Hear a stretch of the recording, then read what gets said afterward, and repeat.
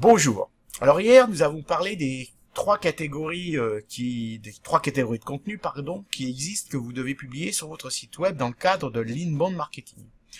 Aujourd'hui, on va s'intéresser un peu plus au profil des visiteurs qui viennent sur votre site. Alors, il y a eu des statistiques qui ont été réalisées sur l'ensemble des sites web. Alors, ce ne sont que des stats, Je veux dire, ça ne veut pas dire que sur votre site spécifiquement, ça va être comme ça, mais ça donne quand même une idée un petit peu du comportement des internautes qui arrivent sur un site web. Et ça permet d'orienter les contenus qu'on va peut-être proposer et des différents entonnoirs de transformation. On y reviendra sur ces entonnoirs que nous allons mettre en place. Alors, quand vous avez 10 internautes qui arrivent sur votre site web, c'est-à-dire 10 internautes qui ont exprimé une intention souvent dans Google et qui sont arrivés sur votre site web via du référencement naturel, via du référencement payant, voire même via des réseaux sociaux, ces 10 internautes se divisent en à peu près, souvent, 3 catégories. La première catégorie, qui correspond à peu près à 2 internautes sur 10, c'est ceux qui vont vous acheter tout de suite. Et vous voyez, c'est quand même assez important. C'est-à-dire que si vous êtes capable de bien travailler votre contenu, de bien travailler votre inbound, et donc de bien qualifier vos prospects, vous pouvez avoir pour 10 visiteurs 2 clients. Ce qui fait quand même 20%. C'est un taux de transformation qui ont fait rêver probablement plus d'un.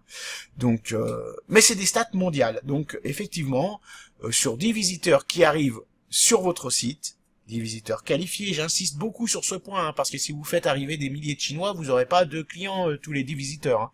Mais sur 10 visiteurs qualifiés, si vous avez bien travaillé en amont, vous en aurez en moyenne 2 qui vont acheter tout de suite. Ça, c'est la bonne nouvelle. Passons à la mauvaise nouvelle. La mauvaise nouvelle, c'est que sur ces 10 internautes qui arrivent sur votre site, vous en avez également 2 qui vont aller acheter à la concurrence.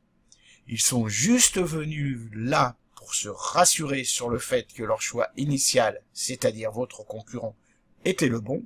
Vous n'avez pas réussi à les convaincre de venir chez vous, donc ils repartent et vont acheter à la concurrence. Donc sur 10 visiteurs, 2 qui vous achètent, 2 qui vont acheter à la concurrence. Enfin, le dernier groupe de visiteurs, et c'est celui-là qui nous intéresse le plus, donc ils sont 6 sur 10, ce sont ceux qui achèteront plus tard. C'est-à-dire que ces visiteurs arrivent sur votre site, ils viennent chercher une information, ils viennent chercher une sécurisation, ils viennent découvrir vos valeurs, bref, ils viennent vous voir, vous rencontrer, peut-être pour la première ou la deuxième fois, et on sait que sur ces 6-là, ils reviendront et ils achèteront plus tard. Après, on ne sait pas s'ils feront partie des 2 qui achètent chez vous ou des 2 qui achètent à la concurrence. Ces 6-là vont devenir très intéressants pour ce qu'on appelle le nurturing. Je pense qu'on va en parler très bientôt. Sur ce, je vous dis à demain et je vous souhaite une excellente journée.